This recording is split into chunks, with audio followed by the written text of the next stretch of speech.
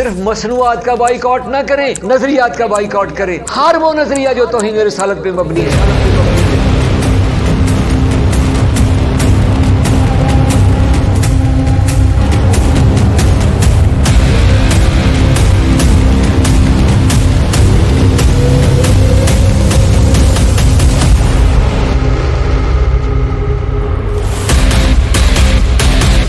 کہیں بھی وہ نظریات موجود ہیں جس سے توہین رسالت کا پہلو نکلتا ہے، ان سب نظریات کا بائیکاٹ، ان ساری روایات کا بائیکاٹ، ان ساری شخصیات کا بائیکاٹ جس سے توہین رسالت کا پہلو نکلتا ہو۔ کیا نبی پاک صلی اللہ علیہ وآلہ وسلم کے دیے ہوئے نظام حکومت کے مقابل کوئی اور نظام لے آنا، اسے بنا لینا، کیا یہ توہین رسالت نہیں ہے؟ کیا ہمارا بینکنگ کا نظام، کیا ہمارا معاشی نظام توہین رسالت نہیں ہے؟ کیا ہمارا سیاسی نظام توہین رسالت نہیں ہے؟ کیا ہمارا ثقافتی نظام یہ توہین رسالت نہیں ہے؟ کیا ہماری جوڈیشری، کیا یہ تکریم رسالت ہے؟ یہ توہین رسالت ہے۔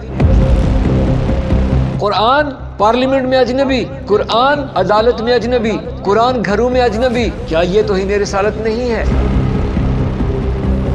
اگر فرانس کی کنگھی اس کا بائیکاٹ کر دیا ہے تو جو فرینچ سوچ ہے، جو زیونزم پہ مشتمل سوچ ہے، اس سوچ کا بائیکاٹ کون کرے گا؟ تو وہ لوگ کہ جو مصنوعات کا بائیکاٹ کر رہے ہیں وہ اس چیز کو نظر انداز کر رہے ہیں کہ فرانس یا میکرون یہ صرف مہرے ہیں، اصل منصوبہ ساز، اصل نقشہ گر کون ہے؟ سب جانتے ہیں اسرائیل ہے۔ کیا انکار ہے کسی کو اس بات سے؟ جو اصل نقشہ گر ہیں، جو اصل ذمہ دار ہیں، انہیں کیوں نہیں بے نقاب کرتے؟ ان کے ساتھ تو آپ تعلقات بنانے کے لیے بے چین ہیں۔ لسٹ بنائیں، پروڈکٹ کی بھی بنائیں، مصنوعات کی لسٹ بنائیں، لیکن یہ مت بھولیں کہ جو غاصب، خائن، کاذب اور کذاب، یہ دھوکہ باز قاتل، وہ مسلم نام نہاد حکمران کہ جو اسلام کے ہیرو بھی بننے کی کوشش کر رہے ہیں اور اسرائیل کے ساتھ ان کے تعلقات بھی ہیں، وہ ان تعلقات کو بھی نہیں توڑتے، ان کے ساتھ سفارتی سطح پہ تعلقات ہیں، عسکری سطح پہ تعلقات ہیں، حتیٰ ثقافتی اور لٹرل تعلقات ہیں ان کے ساتھ۔ ان خبیثوں کی لسٹ کیوں نہیں بناتے؟ ان کا بائیکاٹ کون کرے گا؟ کب تک آل محمد علیہ السلام کے مقابلہ میں شخصیات کو لاتے رہو گے، نظریات کو لاتے رہو گے؟ یہ دہشت گردوں کے سرغنہ اور لشکر وحشت کے سرپرست جو ڈراموں کے ذریعے سے دھوکہ دینا چاہتے ہیں سادہ لوگوں کو، دھوکہ دے رہا ہے ملت اسلامیہ کو، اور صہیونیت کا دوست بھی ہے، اور ڈرامائی انداز میں کبھی کوئی بیان داغ دیتا ہے، اس کا بائیکاٹ کون کرے گا؟ مصنوعات کا بائیکاٹ کرو، لیکن سب سے پہلے بائیکاٹ ان منافقین کا ہونا چاہیے کہ جو اسرائیل کی دوستی کی بات کرتے ہیں، جو اسرائیل سے دوستی کر چکے ہیں، جو تسلیم کرنے کی بات کرتے ہیں یا کر چکے ہیں یا ان کے لیے نرم گوشہ رکھتے ہیں، وہ زر خرید اہل قلم، ان پہ لعنت کی جائے، ان پہ تبرہ کیا جائے پہلے۔ کیا لبرل، کیا نام نہاد مذہبی ٹھیکیدار، کیا ہماری بیوروکریسی، کیا ہمارے مؤلفین، کیا ہمارے فلم نگار، کیا ہمارے ڈرامہ نگار لبرل ہوں یا ملحد ہوں؟ وہ سب ایک ہی پیج پر ہیں کہ اسرائیل کو جلدی سے جلدی تسلیم کریں تاکہ آسمان سے من و سلوہ کی بارش ہو اور قوم کے قرضے اتریں۔ بے چین ہیں اور اسمبلی میں بکواس کرتے ہیں کہ درود ہے ان پر۔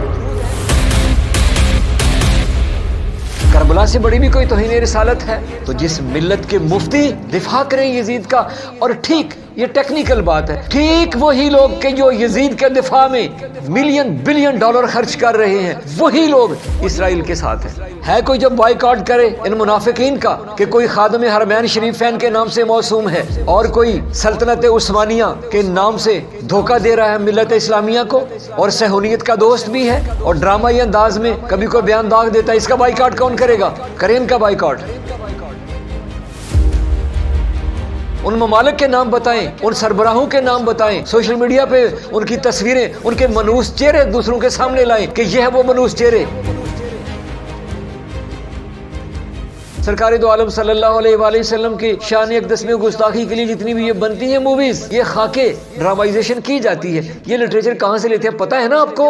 کیا انبیاء کو کوئی دوسرا بتاتا ہے کہ آپ نبی ہیں؟ کیا یہ توہین رسالت نہیں ہے؟ کیا صاحب کتاب اپنی کتاب نہیں پڑھ سکتا؟ کیا یہ توہین رسالت نہیں ہے؟ کیا آپ دنیا سے تشریف لے کر قرآن جمع نہیں تھا؟ کیا کہہ رہے ہو؟ کیا یہ توہین رسالت نہیں ہے؟ اب اسے اختلافی موضوع نہ سمجھیے گا، یہ اختلافی موضوع نہیں ہے، یہ رونے کا مقام ہے کہ ایک مسلمان اپنے رسول کو کتنا پہچانتا ہے۔ بائیکاٹ کریں نظریات کا۔ اور کتنے لوگ ہیں جنہوں نے امامت اور ولایت کے نام پر شرک اور بدعت پھیلائی ہے. ان سب خبیثوں کو بے نقاب کریں. کیا یہ ناانصافی نہیں ہے کہ اگر فرانس والے توہین رسالت کریں تو سب قیام کریں, سب اٹھیں, اور اگر اندر توہین رسالت ہو تو ان کے بارے میں حساسیت نہ دکھائی جائے؟ اگر ان کے بارے میں, منافقین کے بارے میں حساسیت دکھائی جاتی تو ملت مضبوط ہوتی. کانسیپٹ کلیئر کریں سب کے.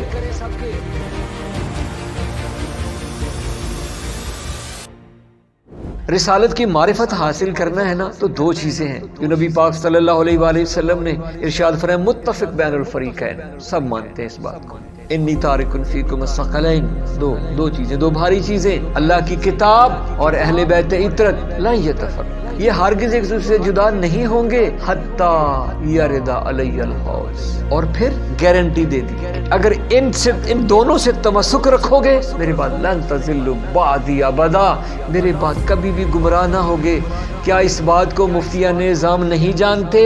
کیا حافظان حدیث نہیں جانتے؟ کیا مدرسین نہیں جانتے؟ کیا شیوخ الحدیث نہیں جانتے؟ اس بات کو جانتے ہیں. کھول دو راستے, بتاؤ کہ توہین رسالت کا جواب کیسے دیا جا سکتا ہے. فکری محاذ پہ آپ کو اس وقت اہل بیت کی ضرورت ہے. پڑھیں آل محمد علیہ السلام کی نظر سے رسالت کو پڑھیں, آپ کو پتا چلے کہ رسالت کا فکری دفاع کیسے کرنا ہے, مصلحانہ دفاع کیسے کرنا ہے. اور آپ کے سامنے تجربہ موجود ہے. اتنے سے لوگ ہیں, عدد کے لحاظ سے, گنتی کے لحاظ سے تھوڑے سے لوگ ہیں, انہوں نے بتا دیا ہے کہ صہیونیت کو کیسے دبانا ہے, صہیونیت کا راستہ کیسے روکنا ہے, ان کے دلوں میں رعب کیسے بٹھانا ہے, ان کی راتوں کی نیندیں کیسی حرام کرنی ہے.